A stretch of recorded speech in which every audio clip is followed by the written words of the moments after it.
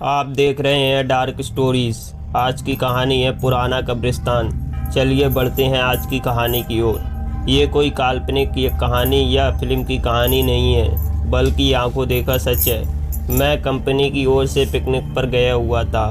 Picnic शहर के बाहर एक रिसोर्ट में थी। पहले कंपनी के लोगों ने क्रिकेट और अन्य खेल खेले। उसके बाद रिसोर्ट में ही बने वाटर पार्क में चले गए। वहाँ केवल कुछ लोगों को ही तैरना आता था। वो सब गहरे पानी में तैर रहे थे, बाकी सब कम गहरे पानी में तैर रहे थे। हम दोस्तों में एक शर्त लगी, पानी में एक सिक्का फेंका जाएगा और जो सबसे कम समय में सिक्का ढूंढ के लाएगा वह जीत जाएगा। सबने बारी बारी से गोता लगाया, मगर किसी को सिक्का मिला तक नहीं। अगली बारी मेरी थी, मैं भी कूद गया, लेकिन पानी में जाते ही दृश्य ही बदल गया। मैंने पाया कि ज़मीन 20 या 25 फीट दूर थी। नीचे एक कब्रिस्तान दिखाई दे रहा था। वहाँ एक औरत खड़ी थी जो चेहरे और पोशाक से भारतीय नहीं लग रही थी। उसके हाथ में वही सिक्का था। वह अपना हाथ ऊपर की ओर करके खड़ी थी। ऐसा लग रहा था मानो कि वो मुझे ही सिक्का देने के लिए खड़ी हो। मैं जैसे उसके सम्मोहन में आगे बढ़ता चला जा रहा था। कुछ ही क्षणों में मैं उसके करीब था और मैंने उसके हाथ से सिक्का ले लिया। जैसे ही मैं वापस आने लगा, उसने मेरा हाथ पकड़कर खींच लिया। अब उसका और मेरा चेहरा आमने सामने था। एक ही पल में उसका चेहरा बदल गया और एक भयानक रूप ले लिया। उसकी आंखों से खून निकल रहा था और उसके चेहरे पर एक भयानक सी मुस्कान थी। मेरी डर की कोई सीमा नहीं थी। मैं डर के मारे कांप गया।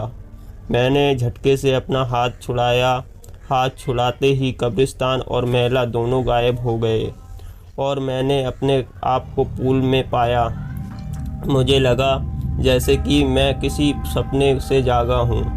मैं जल्दी से पानी से बाहर आ गया और दूर जाकर बैठ गया। मेरी सांस फूल रही थी और मैं खांस रहा था।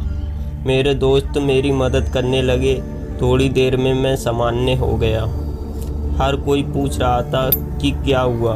मैंने बस सर हिलाते हुए कुछ नहीं में जवाब दिया। मैंने मुट्ठी खोलकर देखी तो सिक्का मेरे हाथ में था। ये देख मेरे दोस्त खुशी से उछलने लगे और मुझे बधाई देने लगे। दोस्तों ने फिर से शर्त लगाई, मगर मैं फिर से पानी में नहीं गया। शाम हो गई थी। हमारी बस जाने वाली थी। हम कुछ लोग सिगरेट पीने बाहर चले गए।